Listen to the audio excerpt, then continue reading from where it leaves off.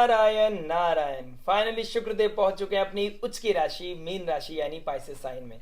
Pisces sign जो spirituality को दिखाता है, जो आइसोलेशन को दिखाता है, जो डिवोशन को दिखाता है, जो सरेंडर करने को दिखाता है, लिबरेशन को दिखाता है यानी मोक्ष को दिखाता है, जो लेट गो करने के लिए बोलता है, जो डिटैचमेंट को दिखाता है। पाइसेस डिटैचमेंट है और शुक्रदेव अटैचमेंट है। शुक्रदेव एंजॉयमेंट है। शुक्रदेव यहाँ पर 100% पोटेंशियल के साथ अपने आप को एक्सप्रेस करते हैं। सारे मटेरियल गेन के बाद यहाँ पर आकर वो सब कुछ छोड़ना चाहते हैं, लिबरेट होना चाहते हैं और अपने हायर सेल्फ से कनेक्ट होना चाहते हैं।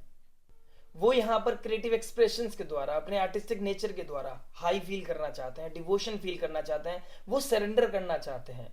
जैसे माँ महालक्ष्मी नारायण के समक्ष बैठकर उनकी सेवा करती हैं, वहां पर एक डिवोशन, एक सरेंडर करती हैं।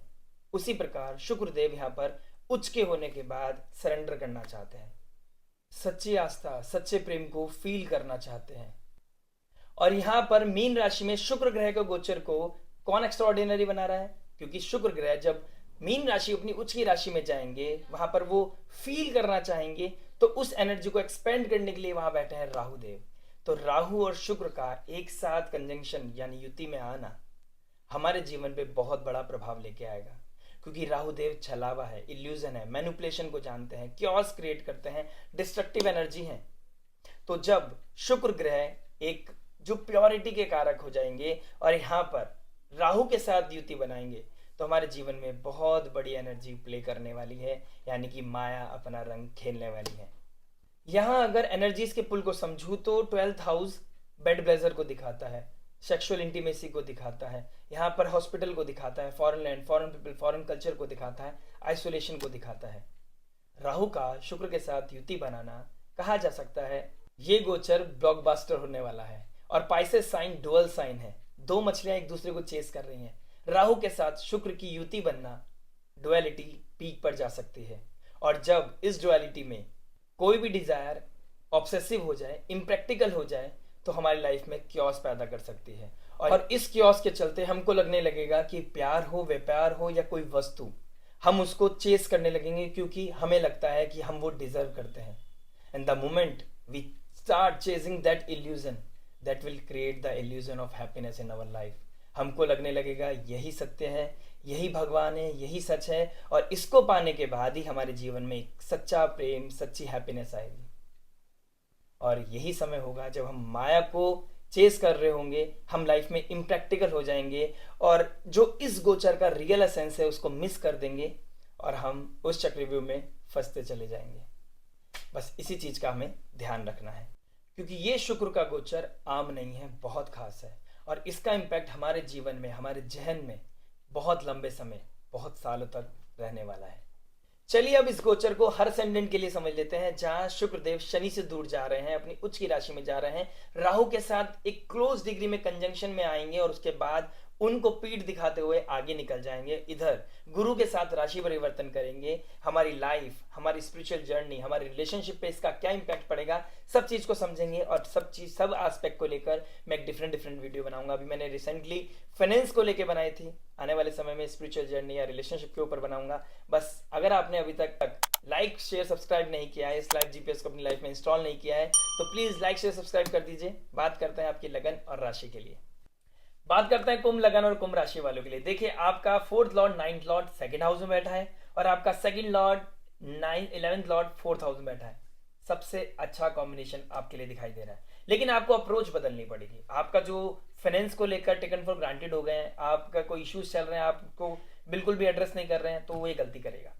घर में कोई प्रॉब्लम है उसको मिनिमाइज करें, उसको खत्म करने की कोशिश करें। दिस इज द मोमेंट जब आप कर सकते हैं। ठीक है, कोई भी चीज टेकन फॉर ग्रांटेड नहीं लेनी है, ये चीज का ध्यान रखें। कोई लग्जरी अटेन करना चाहते हैं, कोई एसेट बनाना चाहते हैं, घर में कोई चीज लेके आना चाहते हैं, ये मोमेंट है जब चीजें होने लगेंगी। ये 4 महीने आपके हार्ड वर्क पे ऑफ करने वाला है, आपके पेशेंस पे ऑफ करने वाले हैं।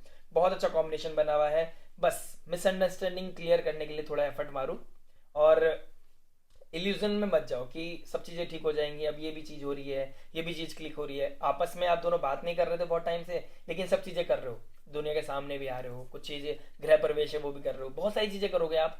लेकिन ये होगा कि आप अपने मिसअंडरस्टैंडिंग बैठ के बात नहीं कर रहे हो।